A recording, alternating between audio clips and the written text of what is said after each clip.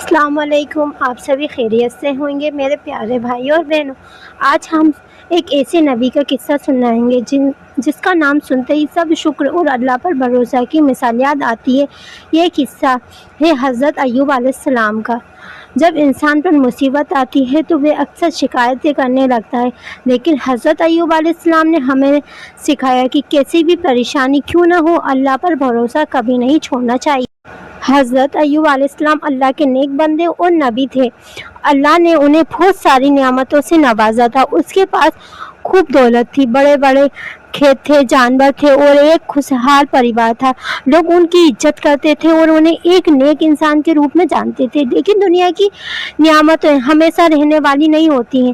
اللہ اپنے نیک بندوں کو بھی آزمائش میں ڈالتا ہے۔ ایک دن اللہ نے حضرت ایوب علیہ السلام کی پریکشا لینی چاہیے کا فیصلہ کیا۔ دھیرے دھیرے ان کی دولت ختم ہونے لگی، کھیت برباد ہو گئے، جانور مر گئے، کاروبار ختم ہو گیا۔ سوچئے جس انسان کے پاس سب کچھ ہو اور اچانک سب کچھ چھن جائے، اس پر کیا گزرتی ہے۔ لیکن حضرت ایوب علیہ السلام نے شکایت نہیں کی۔ انہوں نے جو کچھ تھا وہ اللہ کا دیا ہوا تھا، اگر اس نے لے لیا تو اسی کا حق ہے۔ اس کے بعد ان سے بھی بڑی پریکشا آئی۔ ان کی اولاد ایک حادثے میں دنیا سے چلی گئی۔ یہ دکھ کسی بھی ماں باپ کے لیے بہت بڑا ہوتا ہے، لیکن پھر بھی انہوں نے صبر کیا۔ انہوں نے کہا اللہ نے دیا تھا، اللہ نے واپس لے لیا۔ اس کے بعد سب سے کٹھن امتحان شروع ہوا۔ حضرت ایوب علیہ السلام ایک لمبی اور کٹھن بیماری میں مبتلا ہو گئے۔ سالوں تک بیماری ساتھ رہی، لوگ ان سے دور ہونے لگے۔ جو لوگ کبھی ان کے آس پاس رہتے تھے وہ بھی انہیں چھوڑ کر چلے گئے، لیکن ساتھ رہا تو کون؟ پتہ ہے، صرف ان کی بیوی۔ ان کی بیوی نے ہر مشکل میں اپنے شوہر کا ساتھ دیا۔ جب کھانے کا انتظام نہیں ہوتا تھا تب بھی انہوں نے صبر کیا اور اپنے شوہر کی سیوا کرتی رہیں۔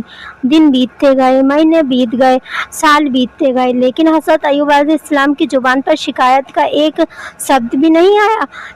وہ اللہ کی عبادت کرتے رہے، دعا کرتے رہے اور شکر ادا کرتے رہے۔ ایک دن انہوں نے بہت ادب کے ساتھ اللہ سے دعا کی، اے میرے رب، مجھے تکلیف پہنچی ہے اور تو سب سے بڑھ کر رحم کرنے والا ہے۔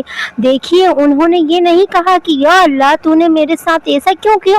انہوں نے شکایت نہیں کی، انہوں نے صرف اپنی تکلیف بیان کی اور اللہ کی رحمت پر بھروسہ رکھا۔ یہی ایک سچے مومن کی پہچان ہوتی ہے۔